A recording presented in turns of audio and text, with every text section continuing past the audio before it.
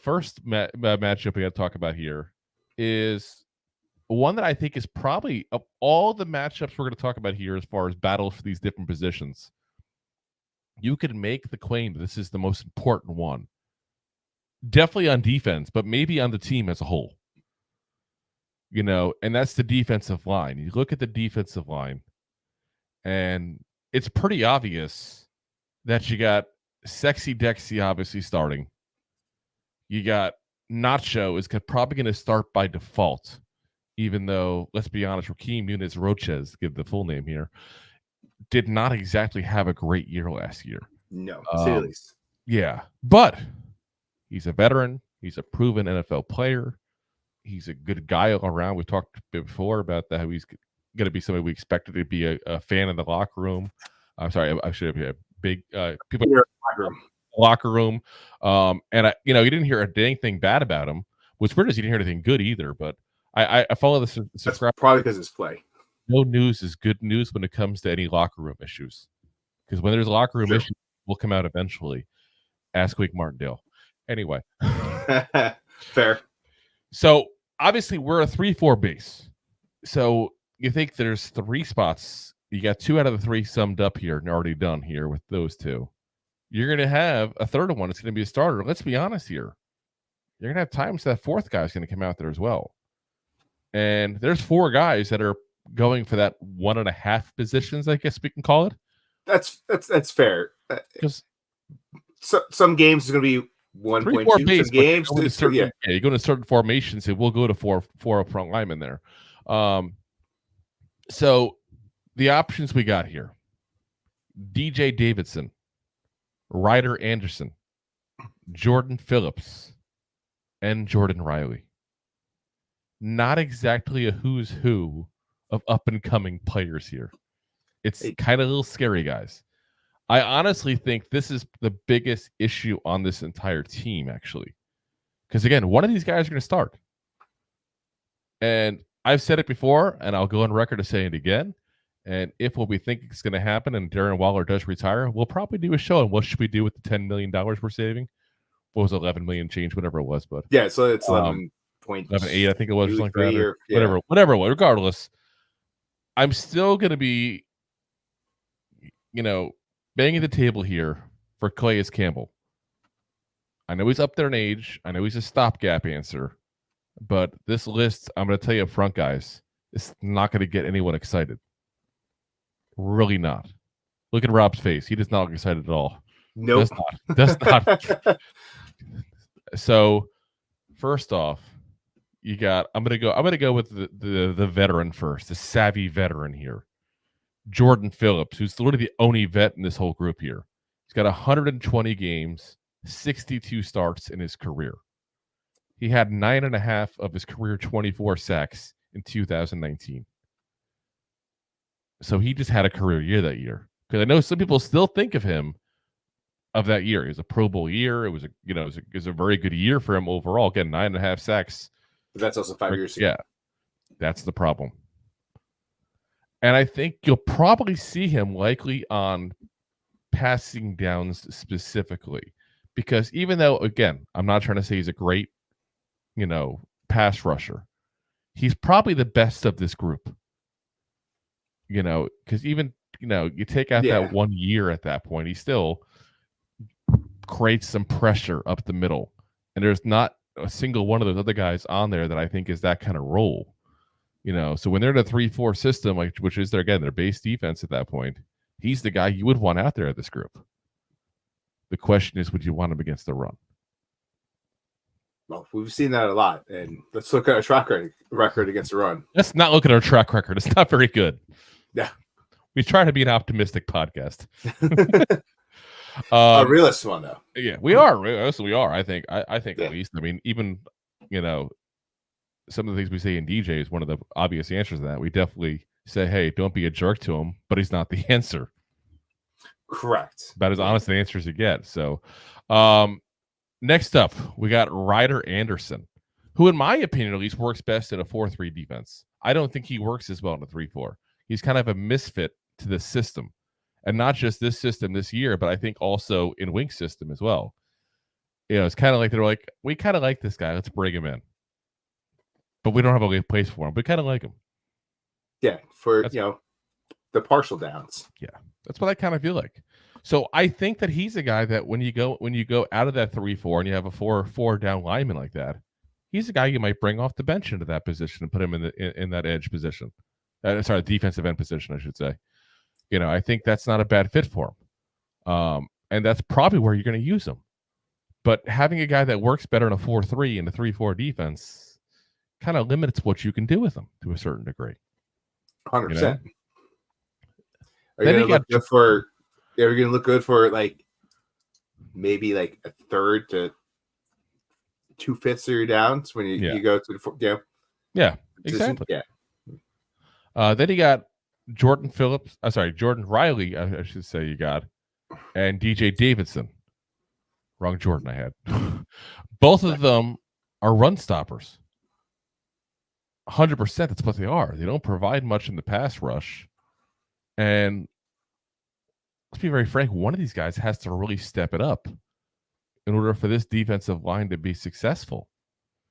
Again, you got 3 starting positions, 3.5 if you want to, like I said, include it when they happen to go to a 4 down, kind of defense. Because I do think you're to see that a little bit more in this defense than you did in the past with Wink. Probably.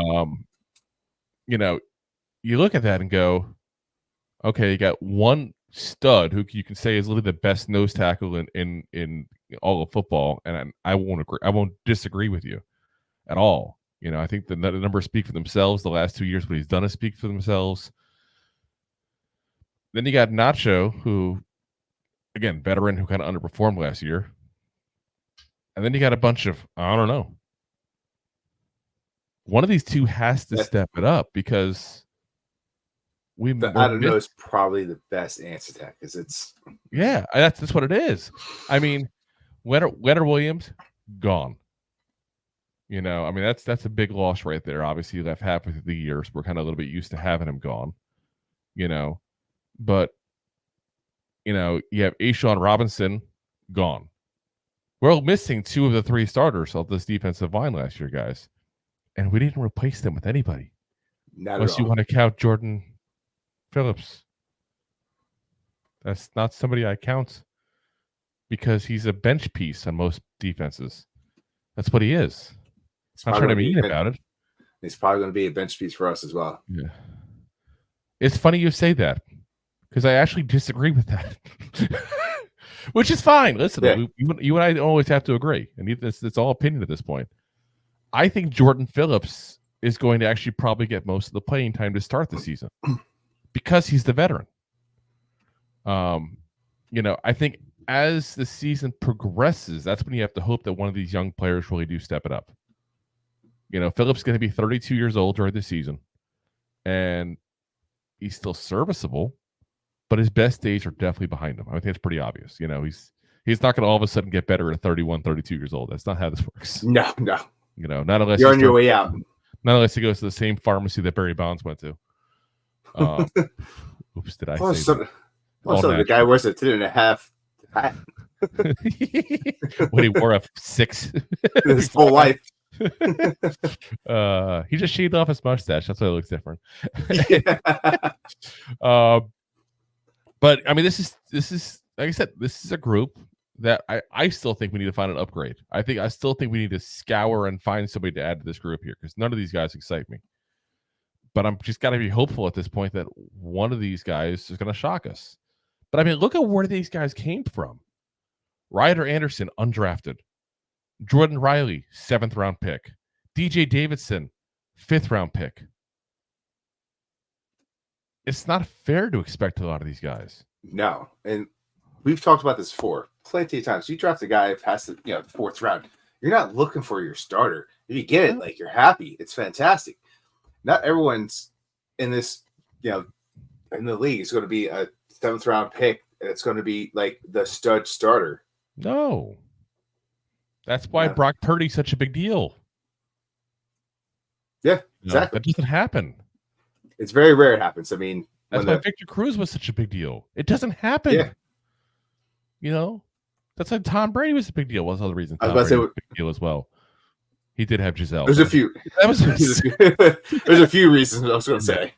Six of them at least, but I mean, you know, but this is why it's such a big deal when a big name comes out as a stud that was later, you know, in the draft. It just doesn't happen very often, guys.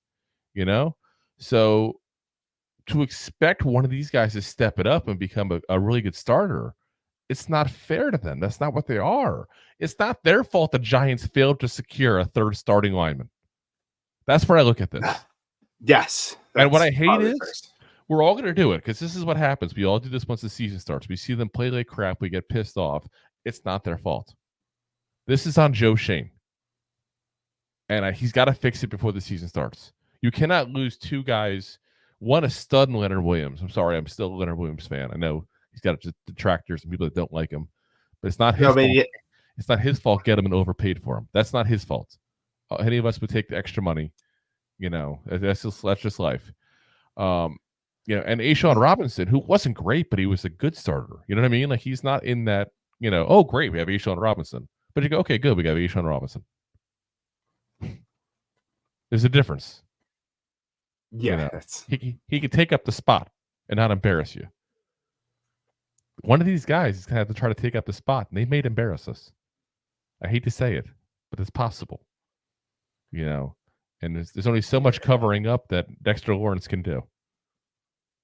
Cover a lot of space. He's a big man, but still. You know, I mean, he needs extra space for his dance moves too. I can't even do it. He's much more mobile than I am, which is kind of scary. He's got like 100 pounds on me, but you know, it is what it is. But yeah, I mean, like I said, I think we just gotta hope for the best with this group, guys, and we gotta hope that we're not freaking out. I don't want to say that, but we're scolding Joe Schoen when he and Dable know something we don't know, because that's possible as well. They might go, okay, we've been watching this guy for a year or two with the team. I think he can start. I think he's going to shock some people, and maybe he does. Maybe we're wrong. Maybe we're talking out of our butt. Yeah, that's a lot. It does, especially after Taco Bell. But I think the big thing is that if one of these guys was good, they would have started last year. I mean, we also don't know what happened in the offseason, what kind of work they put in. Like, so you're right. We might be surprised. Might. You never know. Might be surprised. Might. That might be the president of the United States. Who knows? President of Mexico. Got a new one. It's too long to wait. I'm not going to. Thanks for listening to Two Giant Goofballs, a New York Giants podcast. We appreciate your support. Thanks so much.